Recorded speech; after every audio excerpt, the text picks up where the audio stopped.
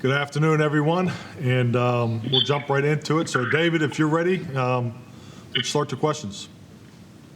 Sure, Mike. Thanks. Just wanted to ask you, with the circumstances of this offseason really didn't give you much time to work with Dak. So how much time have you been able to spend with him since everyone reported, and how would you characterize his grasp of the offense at this stage as far as how you want to execute it and just his understanding of it? Well, I'll say this. I think Dak has done a great job with the time away, and really the whole group, the quarterback group, and with the addition of Andy Dalton. I really like the quarterback room. I think the diversity that you have there with Dak Prescott and Andy with his experience, and then we got our two young guys, and Clayton and Ben. But most importantly, we have three former quarterbacks coaching that group. So they're really it feels very normal, as far as we go through the installations. I think the biggest adjustment for Dak is the language, which has been an adjustment for all of us. But he's looked very good in the throwing segments of the strength and conditioning phase that we're in right now, and I'm very pleased where he is, and very impressed. How would you describe his mindset, considering what he went through in the offseason with the contract and didn't get the long-term deal? Well, just with us being around each other for the first time, I really enjoyed his personality. He's very upbeat, very driven. So I would say he's kind of picked up where he's left off based off what I've been told about him, as far as how he operates. But very detailed in his preparation. He's a lot of fun to be around.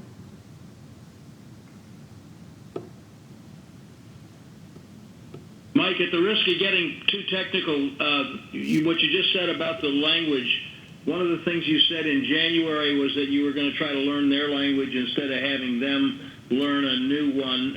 How has that changed, if at all? Well, I could honestly say that the individual that's had to learn the most has been myself. So it's a brand new language, particularly with the run game for everybody. The protection language is very similar, and then the passing game is as much as we could carry over. We did, but I can't say enough about the job that Kellen Moore has done. I've been extremely impressed. Just with the way he's pulled everything together. So we've had the time to, particularly in the early months, February and March, to get through the physiology, the philosophy approach, and really the management of how we game plan, how it all fits together, the quarterback position, all the aboves. But Kellen's doing a great job. Coach, you were out of the game last year, and then you get the Cowboys job, and you got to wait because of the pandemic. What were your emotions like when guys started finally coming into the building to go to work? Well, I think it was a great day for all of us because, the virtual meetings I thought were very productive. I felt very good about the schematic target that we needed to hit with the players. That was very evident once that we all got in the same room. So everybody did a very good job there. But at the end of the day, football is about being together. We're obviously in a walk-through type situation here, but the energy and the vibe in the building has been tremendous. Mike, how many different plans for camp did you and your staff really have to devise before you actually found out what the schedule would be? And once you finally got it, did you have to scale back on what you would normally do as far as implementation in the first year, or just overall how much will you throw at the guys? Well, there's a committee in every group, that's for sure. I would say, I'm just kidding, but I think we were just trying to anticipate the way it was going to unfold. Was dead wrong on a number of fronts. So there's just a number. I'd say we had 6 or 7 plans just in the course of the 3 weeks leading up to it. Just because you want to anticipate it, because there's so much of the unknown. Particularly with all the adjustments we made to our facility, with COVID, and I can't say enough about Todd Williams and his staff, the job that they've done to pull us all together. But yeah, we spent a lot of time trying to anticipate what the schedule actually was going to be, and frankly, I think it helped us as a staff because we had a lot of conversations about fitting it together, particularly with the new facility operations that's in place. So it definitely took some time. Mike, we talked to Leighton yesterday, and he told us that he was going to be playing more middle linebacker, and Jalen was going to be playing Will. Can you expound on how you plan to use those guys and what the defense is going to look like? And are there any other position changes that we should be looking out for? Well, I mean, I don't think that's a huge, position change. I think the biggest thing we want to emphasize from a defensive philosophy is the ability to play matchup football, the focus on utilizing our players and letting them do the things they do best. So, and I think with that, with Leighton and both Jalen, they're impact style players, and we got to make sure we're giving those guys those opportunities. Any other change? Any other guys been moved? I know we're talking off season about Cheeto being tried at safety. Will he be looking at be using him at safety at all, or is he strictly a corner? I think this, and yes, we definitely want flexibility back there. And when you get into the personnel meetings, as we've already started with Will McClay and Steven and Jerry, is the players. It's so important. You have to have at least two things that you do. So if you're a corner, does he have the ability to play nickel? Does he have the ability to be a primary player on special teams? So that's a common thread just from our approach to how we're building our roster. But yes, we definitely want, if our corners have safety ability and vice versa, and whether to play inside or outside, because I think we all understand it's a sub defense and sub offense game. So we cannot have enough perimeter players. Mike, what's been the biggest, without the preseason games, how are you going to approach tackling during training camp? I know it's, you usually don't take guys to the ground, but do you have to adjust your plan to what you would have been in a normal training camp? Definitely. I think you obviously have to without the preseason games, but the teaching progression of the tackling drills, and it's the phase that we talk in is the team fundamental phase, and once we come out of special teams and the early phase of practice, we always start with our team fundamentals. Tackling will be a part of that. So the progression of how we teach it, how we drill it will be the same. Really, the practice as far as the live segments is something that we're taking a look at, and really how training camp goes will determine on exactly when we do that. Mike, what's been the biggest challenge or maybe the biggest oddity of this training camp process between the masks and the proximity monitors, things along those lines of trying to conduct a training camp in a COVID-19 world?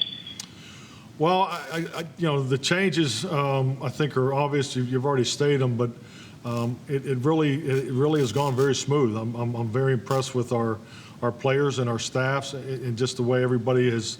We've created the flow that you always look for this time of year, because the days are not as long as they're going to be here starting the end of next week, and so you want to get into that rhythm and flow from meeting to practice field to correction, and all the things are involved. But I think just the biggest challenge was probably getting everything scheduled, just because of the way when the schedule was finalized, exactly what we could do. It was pretty close to the day that everybody was starting to arrive. Mike, Mike Florence spoke before this season about the challenge of expecting a kid during the season and also trying to adhere to COVID protocols. What conversations have you had with guys about balancing family life and what they do outside the building while staying eligible and COVID-free inside? Well, I think that conversation is a constant one. It started in our first team meeting. We've gone through all the administrative changes and challenges that are in front of us. Obviously presented all the resources that we have to defeat this challenge of COVID-19, and I think our players have done a really good job, because I think we're very fortunate to be in this facility and just the flexibility that it gives us, and frankly the education process that continues to be upgraded as we go, as we learn more and more about the specifics of the challenge ahead of us. But that's a constant conversation with our football team. enforcing the COVID-19 protocols been just around the building? I know it's pretty exhaustive, all the details of what you can and can't do, what you need to do. If, like, for example, in your weight room, the cleaning and all that. How's it been just enforcing all those protocols? Well, I mean, it's gone really smooth. I can't say enough about our whole football operations staff. As far as the cleaning, the scrub down every evening it goes on after we leave, and we've stayed totally detailed and disciplined in the protocols as far as the spacing. We're so fortunate to have the Ford Center. Ford Center is where we have our team meetings. So we've taken probably these 4 sections here at the 50-yard line and have been able to spread the team and the staff out there and created a stage-like atmosphere for the presentation of all of our installs and team meetings and so forth. So that part has gone very smoothly, but it's become part of our everyday regiment, and our guys are doing a great job with it. Mike, being Do you new plan to on the practicing organization, outside every single day? I'm sorry, I didn't hear the first part. Sorry, do you plan on practicing outside every day as you start next week with on-field stuff, or you mix it up a little bit? I mean, my personal goal is to be on the grass. That's just a personal preference. But really, the weather and those types of things will factor into it. We're prepared to go outside every morning. That's the plan. But I'm sure there will be days or a day or two that we may come inside with the Ford Center. So I mean, we use, it's very beneficial to have that flexibility. But my goal would to be on the grass as much as we can to start camp. Mike, what conversations have you had either between the coaching staff and the players or between you and the organization itself about the racial equality protests that have happened in the other 3 leagues over the last couple of months and what the Cowboys organization might plan to do once games start? Well, I think those conversations, as far as social injustice, whether it's the national anthem, whether it's COVID-19, these are, everyday type focuses for us. I think we all are touched by everything that's going on personally. I know for me personally, it's made me take a hard look at the blind spots that I may have in my life and from my experiences. And the one thing I do know, and it's something that will be continued to echo to everybody involved in football operation, is take a step back and listen. I think we all need to listen more. How can we really be part of the progress? I think, the organization's statement of protest to progress, it was right on the money. So that's really where our focus will be, and we'll definitely support our players every way we can. Some players have indicated that they may kneel. I know Dr. Post said that somebody's considering. Jerry Jones has had an edict of players not kneeling. Have y'all softened that stance? Have players indicated they may kneel, and are you guys okay with that? Well, I think just like I just stated in the answer before, these are conversations that we'll continue to have. It is August 7th, and in fairness to us, this is the first time we've been in the building together. But all those things will be talked about, and from my particular stance, it's a time to step back and listen and make sure we're in the right place, and we definitely will support our players. Mike, being new to the organization and having lost the entire offseason and now the preseason games, how do you make sure that you get the evaluation opportunities that you want to put the best roster together at the start of the season? I think this is really a time to really trust your experiences, trust your instincts. Obviously aware of all the unique challenges this year brings to us, but the reality is the other 31 teams are going through the exact same situation. So you want to create the most competitive environment you possibly can, whether it's in the classroom. So you can see that just the way the meetings are designed. We're in the strength and conditioning phase with the veterans. The rookies are in phase 2 right now on the field. And then, really Saturday will be our first practice in shells. Next Friday will be our first practice in shells, and then we'll take that to a different level as far as the competition. But you're looking at everything. We're obviously at an 8-man roster point right now, and we're going to do the best we can to make sure we pick the right guys. Have you, Mike, kind of going off of that, a big speculation point on the outside at least has been about how rookies adapt in such a strange offseason. What's kind of your read on where they are and your expectations for how quickly they can get acclimated? I'll say this, having the opportunity to stand in front of, my 14th rookie class, this is an impressive one. They have really, grabbed a hold of this opportunity. You can see it in the classroom segments.